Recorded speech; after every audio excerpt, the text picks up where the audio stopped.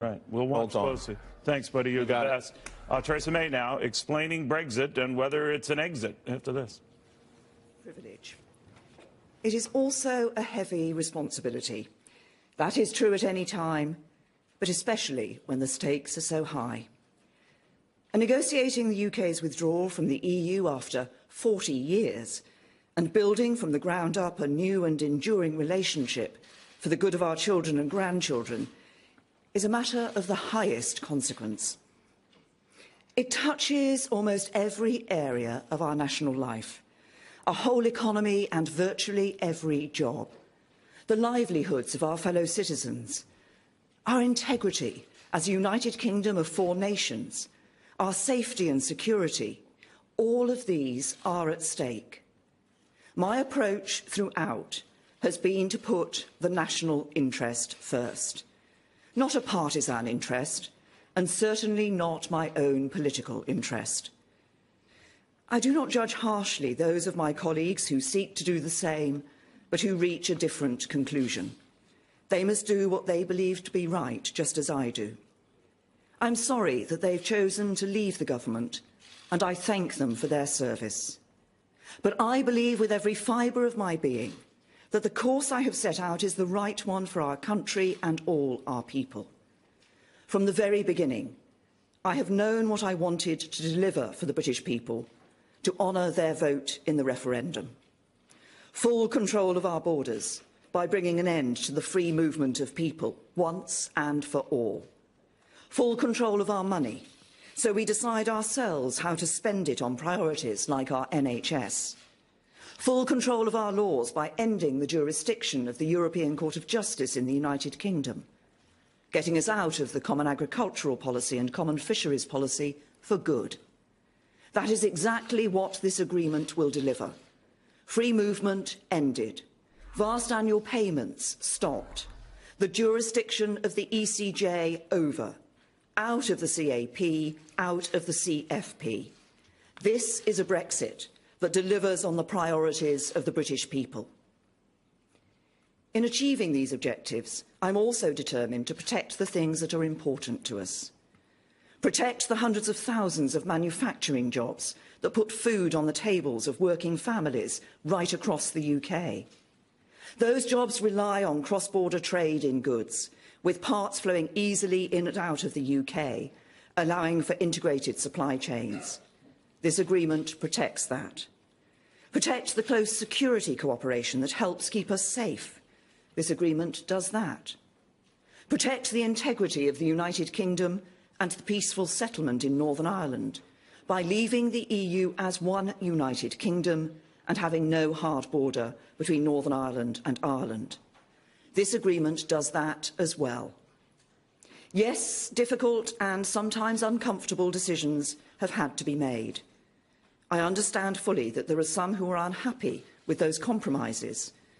But this deal delivers what people voted for, and it is in the national interest. And we can only secure it if we unite behind the agreement reached in Cabinet yesterday. If we do not move forward with that agreement, nobody can know for sure the consequences that will follow. It would be to take a path of deep and grave uncertainty when the British people just want us to get on with it. They are looking to the Conservative Party to deliver a Brexit that works for the whole UK, a strong economy that keeps jobs safe and wages rising, and first-class public services we can rely on. An NHS there for all of us, great schools for every child, and the homes that families need. That is what the people we serve expect, and that is what we owe it to them to deliver. Goodness me, you normally put your hand straight up after the... Laura.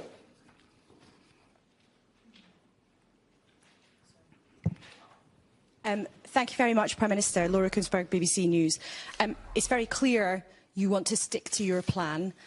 Isn't it the case, though, that others are seeking to take that decision out of your hands? And, Prime Minister, is it not the case now that you are in office, but you're not really in power? No, when we bring the deal back. What is going to happen now is that there will be negotiations, particularly focusing on the future framework and filling their details of that out, and an EU Council meeting, and that will then be brought back to the House of Commons and to a vote in the House of Commons. I'm going to do my job of getting the best deal for Britain. I'm going to do my job of getting a deal that is in the national interest. When the vote comes before the House of Commons, MPs will be doing their job. They will need to look at that a deal. They will need to consider the vote of the British people to leave the European Union and our duty to deliver on that vote. And, of course, they will be held to account by their constituents for the decisions that they take. Tom. Thank you, Prime Minister. Tom Newton-Dunn for The Sun. Prime Minister, if there is a confidence vote held in your leadership of the Conservative Party, do you think it's in the national interest for you to fight it? And if you win by only one vote, will you carry on as Prime Minister? Leadership is about taking the right decisions, not the easy ones. As Prime Minister, my job is to bring back a deal that delivers on the vote of the British people, that does that by ending free movement, all the things I raised in my statement, ending free movement, ensuring we're not sending vast annual sums to the EU any longer, ending the jurisdiction of the European Court of Justice, but also protects jobs and protects people's livelihoods, protects our security, protects the Union of the United Kingdom. I believe that this is a deal which does deliver that, which is in the national interest. And am I going to see this through? Yes. Next question. Yes. Yes. Sorry. Do you want a microphone?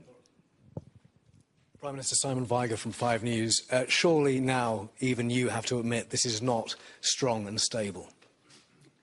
What I think people will see is that what I and the government have done is been sticking to the British people. That's what we're doing. We're delivering in the national interest. And look, you know, MPs have been debating the best way to deliver Brexit ever since the referendum took place in 2016. And there's been much criticism throughout that time of the government's approach. People have been ready to point out what they don't like. But one simple fact remains, and that is that nobody has produced any alternative proposal which both delivers on the referendum and also ensures that there's no hard border between Northern Ireland and Ireland. And I understand some people feel uncomfortable about the details in the backstop, particularly in the withdrawal agreement, and I share some of those concerns.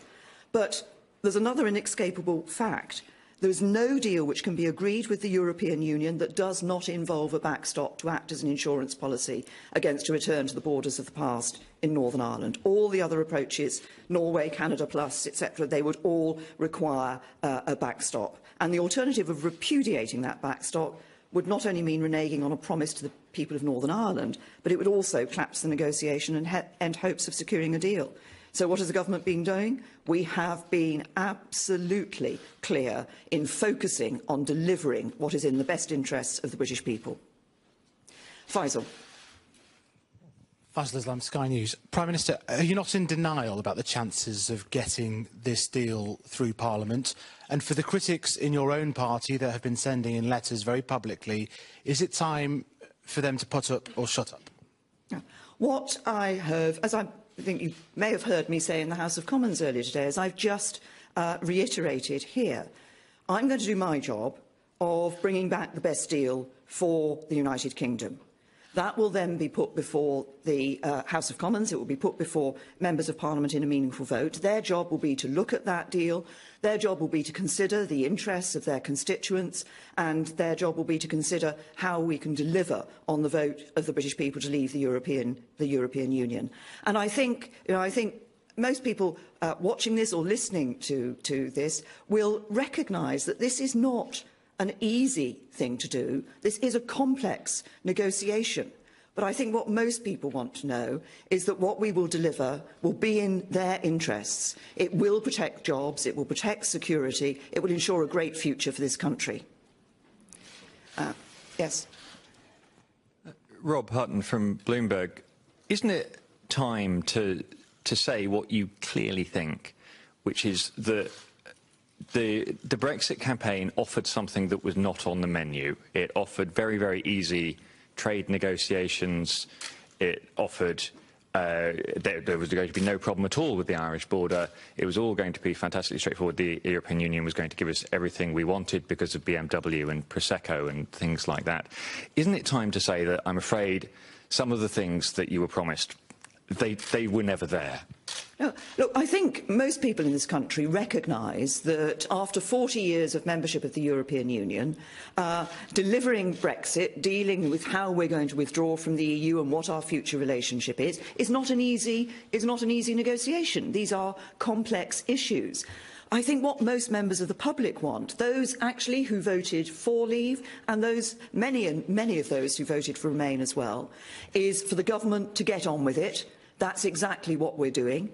And for the government to deliver a deal that is in the national interest, that is going to protect their jobs, and that is going to ensure that we have a great future for this country. And that's exactly what we're doing. Yes, over. Julia McFarlane, ABC News. Prime Minister, what would you say to Britain's friends and allies abroad who are watching all this happening and witnessing what's increasingly looking like a government in chaos? I think what people in Brussels will be seeing is that the government has agreed the withdrawal agreement. They've recognised, and the draft political outline political declaration. They have recognised that by the fact that President Juncker has written to the EU Council, to President Tusk, to say that decisive progress has been made in the negotiations, and on that basis a council has been called for the 25th of November.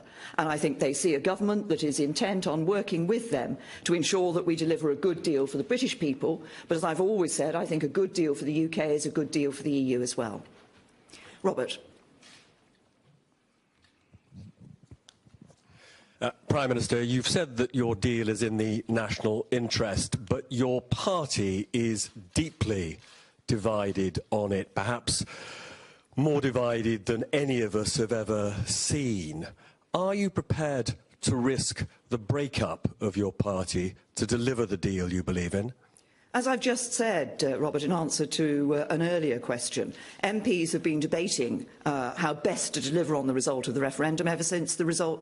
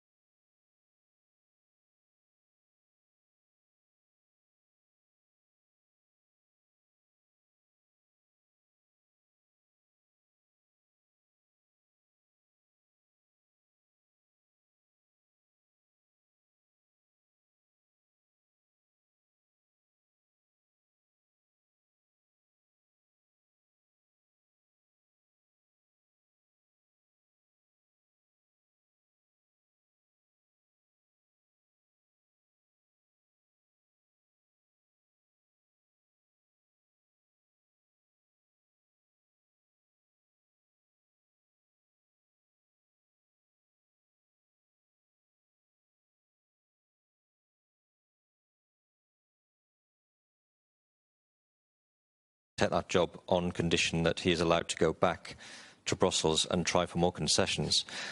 Will you allow whoever becomes the new Brexit Secretary to do that, to try and get more concessions? And there have been no announcements yet on any appointments to replace people who've resigned. Are you struggling to find people who want to fill those roles? Now, I've had actually rather a busy day, as you might have seen, 3 hours in the House of Commons. But seriously, look, Michael has been doing an excellent job at DEFRA, and particularly in his defence of the fishing industry. And as you'll see, there's some very important elements of the outline political declaration which recognise that the United Kingdom will be an independent coastal state in the future. Fishing is an issue that matters to people, and Michael's been doing an excellent job in terms of ensuring that we're delivering on that commitment that we have to come out of the common fisheries policy. I haven't appointed a new DEXU secretary yet, and I will of course be making appointments to the government in due course. Jason? Thank you. Jason Groves from the Daily Mail. Just to follow up Tom's question, we've seen several of your colleagues today declare that they no longer have confidence in your leadership. What will you do if there's a vote of no confidence in the coming days? Well, as I said earlier, look, leadership is about making the right decisions, not taking the easy decisions. As Prime Minister, my job is to get the best deal for Britain and to bring that deal back to the House of Commons, and that's exactly what I am focused on doing. I think members of the public want the government to get on with delivering on Brexit for them. And as I said earlier, am I going to see this through? Yes.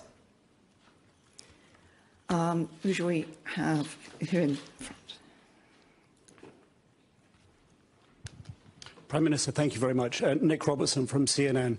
You've talked about leadership as being the position of taking hard decisions, the right decisions, that some of the choices have not been easy. Would you share with the country now some of those decisions that you personally have found have been the hard, tough, not easy decisions to take? Well, in relation to the deal that we're looking at, there's, as I've said before, I recognise there are concerns about the backstop. That is an issue, and I share many of those concerns. And the decision to go forward and on the basis that we have was not, overall, was not an easy one. There was a very good and impassioned debate that took place in the Cabinet yesterday over these issues. But overall, looking at the national interest, we agreed as a Cabinet and as a government that the deal that we have is the right one to proceed with, to go to the next stage of the negotiations, and obviously those negotiations will lead up to the EU Council on the 25th of November. Mesa?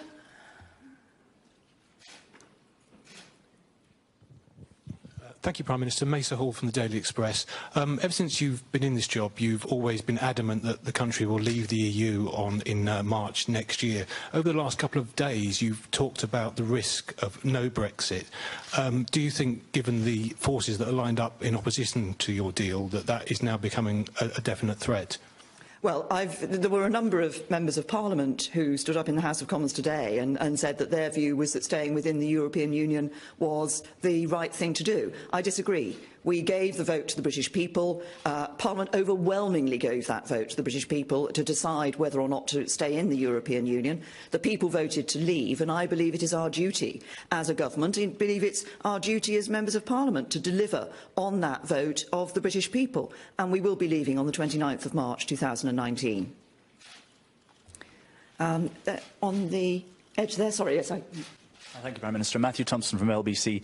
I'm just wondering to what extent this crisis is to some extent of your own making, in the sense that it's a failure of expectation management and not bringing people like the DUP and hardliners within your own party along with you. Obviously, they weren't going to like what was in this deal. Should you not have brought them on board a little bit more quickly? We have been working on this deal and negotiating on this deal. There have been various staging posts where we've made clear to people what the approach that we're taking in relation to these issues. That happened in December at the joint report. Obviously, then there was further information that we put forward in the spring, and then in July our approach was clearly set out for people. We have, of course, been discussing with colleagues and with people in the House of Commons, as we have been discussing with business and others as we progress through in putting this deal together. What has been the focus, as I said earlier, is making sure that the deal that we deliver is a deal that delivers on the vote of the British people, that does so in a way which is in the best national interest, which ensures that we protect people's jobs and livelihood and security, but also ensures that we are able to move forward outside the European Union as a global Britain, and, for example, to ensure that we can negotiate trade deals around the rest of the world. I believe that's what's in the interests of people here in this country, and that's what we will deliver. I'll take a couple more questions now, George. Sorry, Paul Wall, HuffPost. Oh, have I done it again? Lots of reporters. Anybody who thinks I've got George Parker on my mind is, you know. It's lots of reporters with no hair, Prime Minister. I think that's it. Prime Minister, if the House of Commons voted by a majority for another referendum, for a people's vote, would you see that as a resignation matter, or would you see that as you having to implement the will of Parliament as Prime Minister? Well, look, I have taken a very clear view about the question of a second referendum. I've made that view clear to members of Parliament, and I think actually across the House of Commons, most members of Parliament recognise that they gave a vote to the British people, and the British people voted, and it's up to us to deliver on that vote and not have a second referendum. As far as I'm concerned, there will not be a second referendum.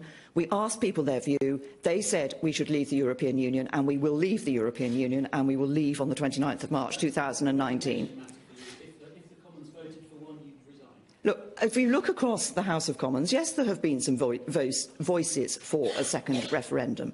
But I believe, actually, when people come to look at the deal that we bring back from the European Council, the final package that we bring back from the European Council, they will look at delivering on the vote of the British people and at doing so in a way that protects the interests of their constituents. And I believe that is the question that members of Parliament will be asking themselves at that point, not about a second referendum. I'll take, as I said, just a couple more. Just in there. Hi, I'm Hannah Al-Othman from BuzzFeed News. My question is, given the difficulty you're likely to have getting this deal through Parliament, do you regret calling a general election last year? No, I don't regret calling a general election last year. As I say, when it comes to the vote in Parliament, there will be a decision for MPs to take. I'm going to do my job. I'm going to bring the best deal back for the British people, and MPs will then do their job and, of course, be held to account by their constituents for it. So the last question I take here.